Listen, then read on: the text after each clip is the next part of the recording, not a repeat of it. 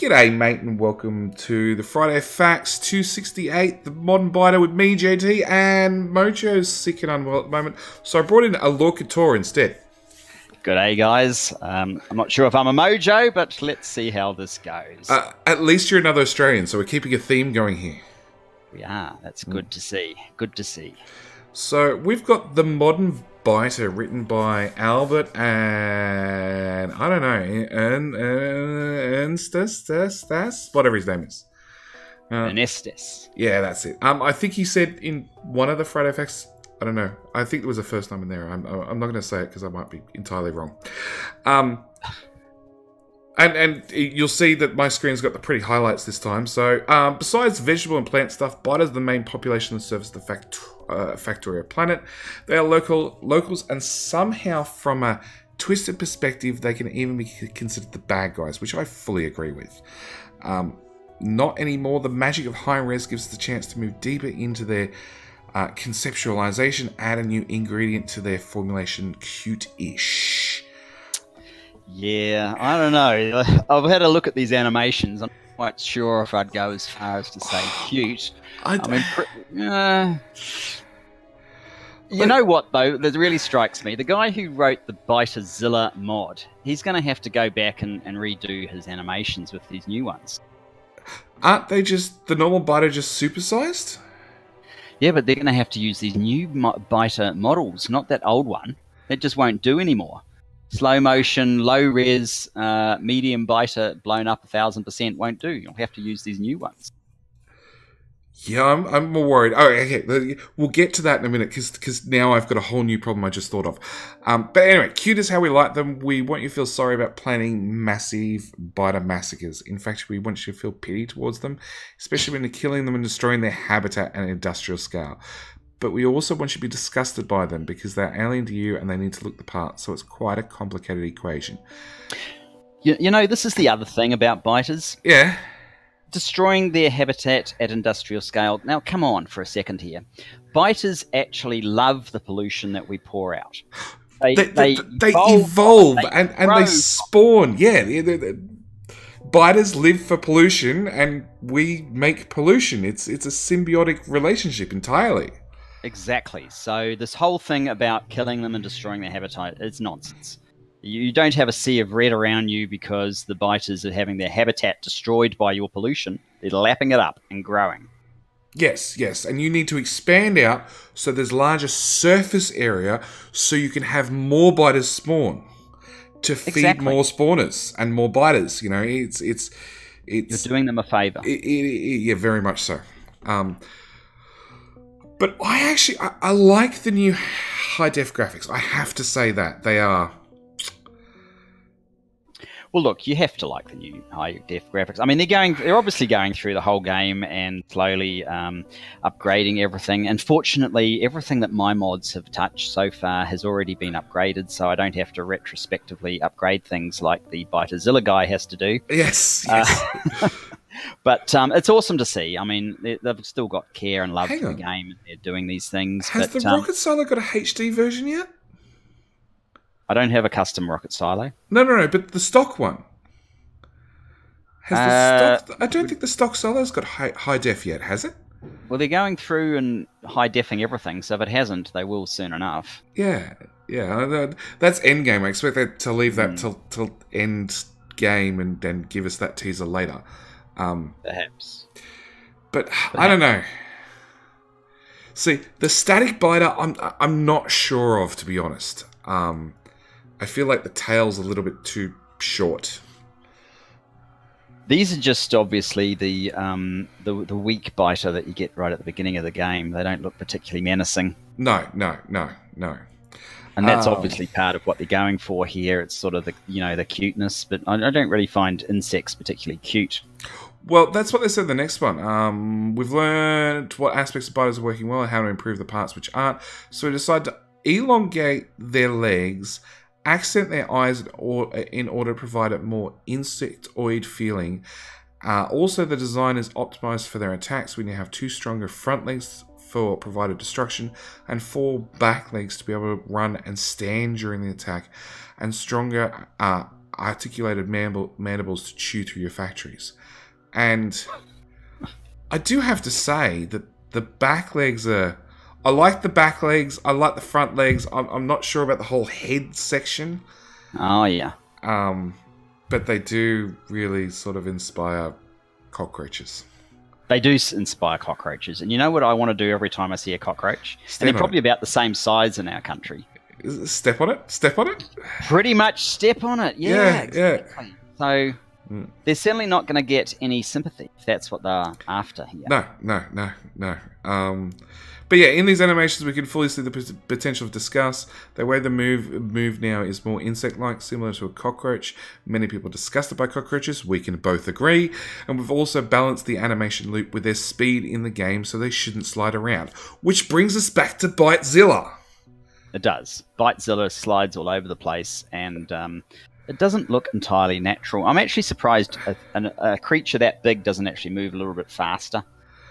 Be a bit more scary or something. But you've seen the whole like Ant-Man and everything else. The bigger you scale, the slower you move. Yeah, that's true. That's true.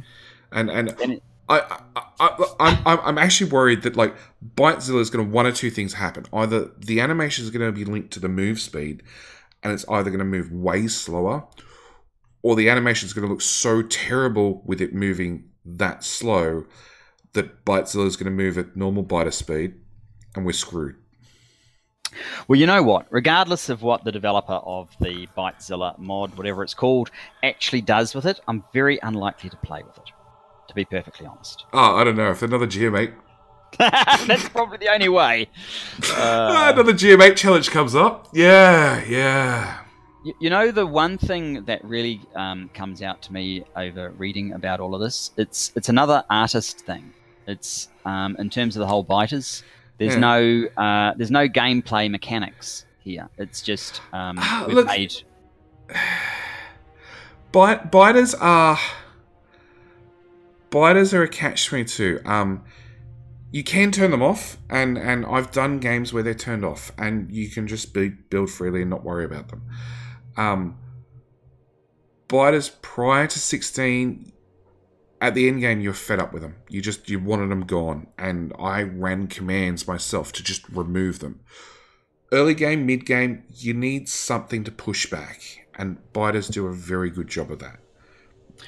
Yeah, I kind of like a terraform button. I mean, I know the whole nukes and artillery give you a means to well, the nukes don't give you a means to automate controlling them, but they are fairly effective at controlling them. But the artillery gives you a means to automate the control of biters, and it's good to a point. But the base that you did a tour of mine, I got to a point where the pollution was expanding so fast, and I was already filling the entire screen on maximum zoom out of my base. Yeah. So even putting down track and building new artillery posts, or even, spending a whole lot of time researching artillery range and all the rest of it, I could not keep up with the rate of pollution just pushing out and biters spawning and coming in. It was just it drove me mad. I did the exact same thing with my gigabase. I had pollution just spread so far, and that's something a lot of people don't realize, that the pollution dissipates over time, and over the further it is away from where it's generated, slowly it'll dissipate as it travels out. But every single time it travels further and further out, that part of the map is generated. And like my large gigabase, actually a lot of my factories, the map that's physically been generated and explored is well off into the black areas, because that's how far the pollution went. Yeah. And that's how far the biters are being generated and are absorbing pollution and are coming and getting me.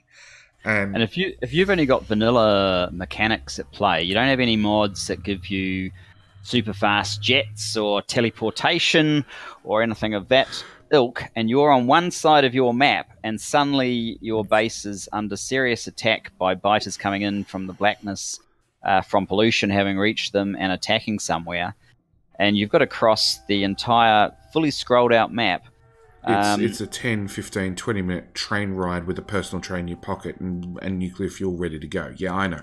And it's not fun after 2 or 3 times having to do it. No, look, my one of my current bases, I just built the ultimate wall. It's just walls and train tracks and just lasers, shoulder to shoulder to shoulder, all around the outside of the base.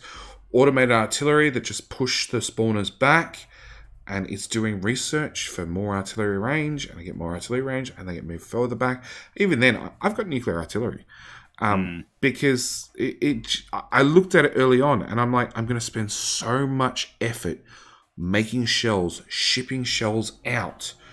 Every single time I expand, I'm going to have a dedicated, large, Big Bertha-style train that comes out, stops, eradicates an area, and then I'm going to have waves and waves of biters, build further out, and then rinse and repeat. It's going to be a nightmare. Nuclear artillery, it takes its spawners and all the biters, one hit, done. Right? Yeah. And that's the thing with Endgame. It's a task all to itself, just keeping the biters under control that, on a really large scale, can totally overwhelm you. I mean, I have... My current base that I'm building at the moment, I've actually completely turned off... But before I even started, I turned off biters completely. I turned off the pollution calculation completely. Because if you don't have biters, there's no point having the pollution. Correct. But... You know, I'm with you. I agree that it's nice to have this sort of pushback and to have some purpose to the whole military thing. But it'd be nice if you could have like a terraform tech or something that you get to, and you can basically turn off without it actually being like a game cheat where you go into the console and you say, right, pollution off, biters off. We're done with you. I've just had enough. So what you want to do is you want to build a rocket, launch it out to space to complete the game, and then part of the infinite tech is you want the ultimate raid can that gets launched on a rocket and just douses the whole planet in bug killer. Yeah, something like that. Yeah. Maybe you just release a biotech weapon or something and they just all die out, and you just can ignore that from then without losing all of your achievements and all the rest of it. Something like that. I've got a mod idea for you, and we'll call it Raid in a Rocket. And yeah. Yeah. Look, I actually like that idea. Being able to just have a rocket that costs 10 times of a normal rocket and you launch it and just done. It just We're done. Turns off biters and pollution at the same time. Yeah, because there's no point. Pollution just wastes GPS at that point. Oh, look, if you really want to see pollution, just take a red filter and put it over my mini-map. That's pretty much what it looks like, a thick, dark red filter.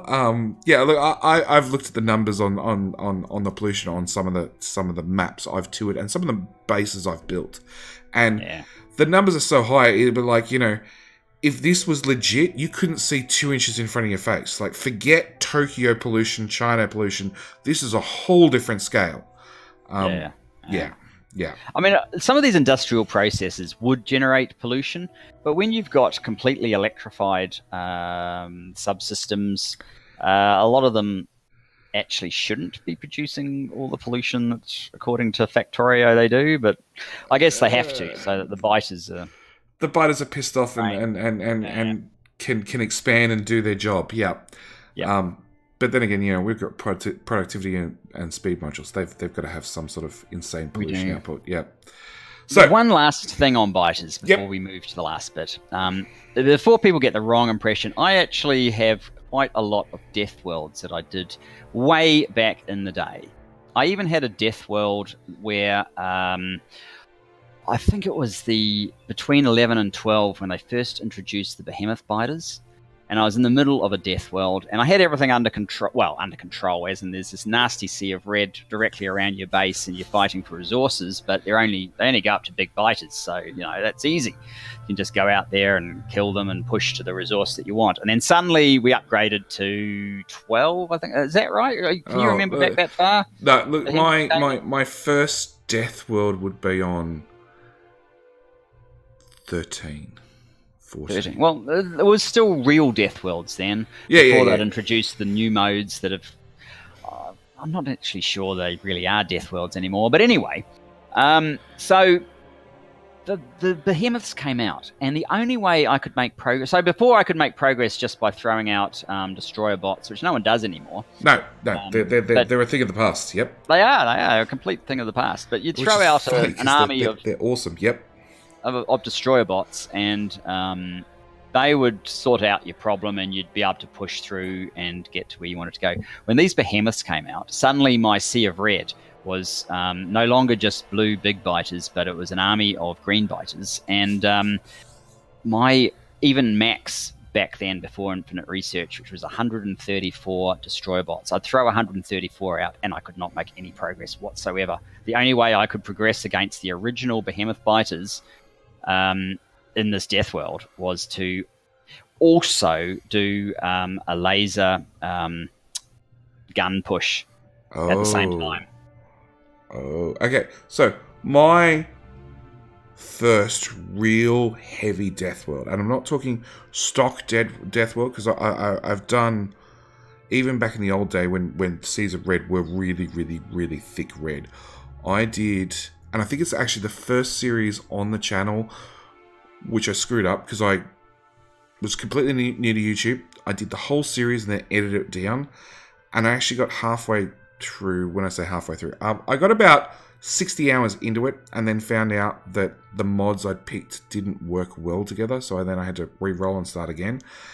And unfortunately I started editing those videos, and then 15 came out. Anyway, I did a challenge to go kill 1,000,000 biters back in the day when biters were really, really horrible, and I also installed Natural Enemies Evolution, which gives you, like, you know, acid biters and fire biters and all sorts of lovely things, and worms that tunnel towards your base. Like, really, really cruel, mean Death World. And at the same time had a small base that did infinite tech, because I installed some infinite tech mod. Oh, bigger and better lasers. Basically what we've got now with more laser damage. And yeah, I killed 1,000,000 biters, but it took like 3 months. Oh my god. And pollution's on the whole time. I end up having the same problem, fighting for resources. Destroyer caps definitely for the win, right? Yeah, throw 135, 134 of those out, run forward with a flamethrower, as many shields as possible, and as soon as the shields get knocked down to halfway, turn around and run home as fast as possible. And just let the lasers clean up whatever followed you that far. But yeah, I've done my fair share of Death Worlds. I did the Buggering Around series with Matthiacus and Mortified, which was...